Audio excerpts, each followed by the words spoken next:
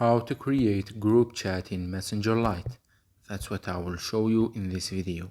But before we begin, make sure to subscribe to the channel and ring the bell to get notified whenever a new video is uploaded. With that said, let's get started. So go ahead and open up the Messenger Lite. And once you do that, click on the plus icon at the bottom right corner of your screen.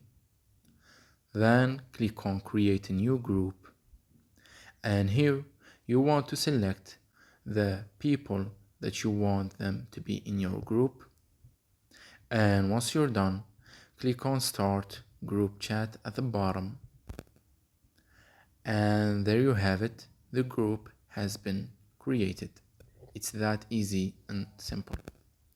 So that was it for this video.